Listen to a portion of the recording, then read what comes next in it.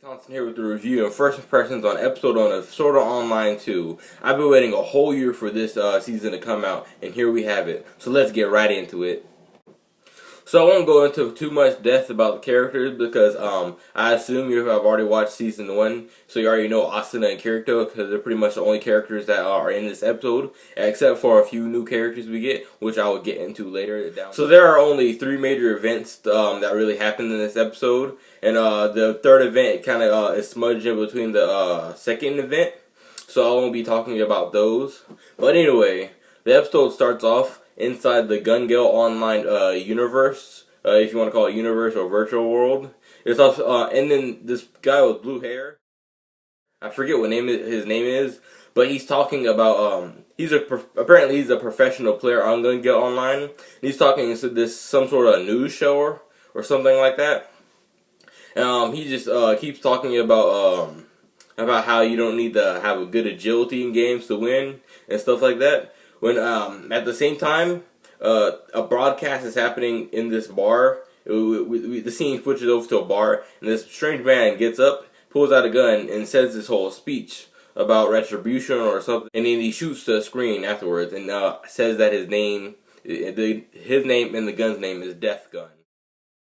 At the same time that he shoots the screen, the guy on the opposite end with the blue hair, he starts. It looks like he's in pain, like choking and stuff, and he just disappears. And they think that it's a connection error, but it's not really a connection error. So after that situation, it cuts to Austin and Kirito meeting up for a date, which was very lovely to see.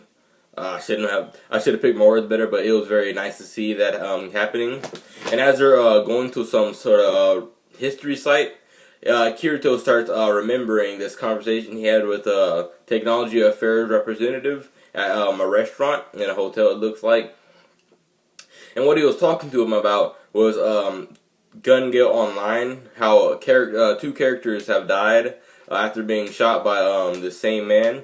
Who explains to him that at the same time that they have like recordings or something, witness that says that happened. It happened at the exact same time that the guy with blue hair died.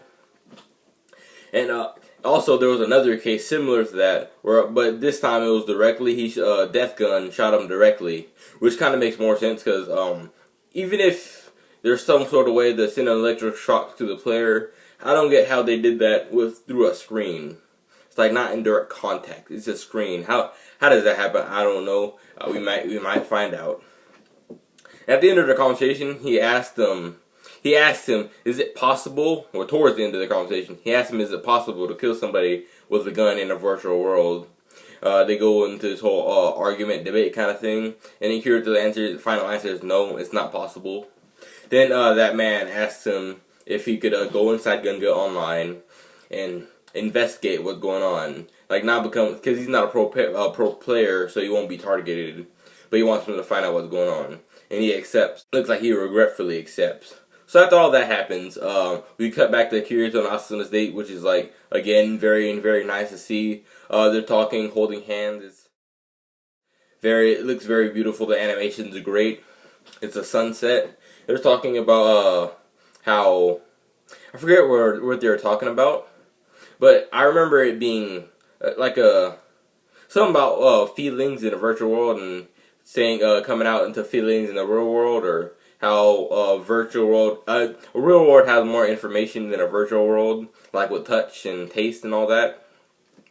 Well, I think they had taste in the virtual world, but like, say, sensation of touching someone else's hand. I think, that's at the end of the episode. But then a new character gets introduced. We see a girl with blue hair shooting some what looks like to be her targets with a sniper from a long distance. And this girl with blue hair is Shion, by the way. I remember I read the wiki one time, and I think it was Shion or Shinon. Yeah, it ends with her shooting the gun at somebody, and I think that was a very good ending. Of like fill us with the suspense, giving us a good cliffhanger so we can come back next week. So it ends there, and I think the opening, what played at the end was the opening because some anime they play the opening at the end, so they don't have any spoilers about character revealments in the first episode. Yeah, I think that was a good. I think that was opening. It was actually really, really good, by the way. It had some nice music and some nice fighting sequences. It's not as it can't compare to Crossing Fields, the first opening of season 1, but it was pretty dang good. For my rating, I'm gonna have to give this episode a 9 out of 10. There was indeed a lot of talking.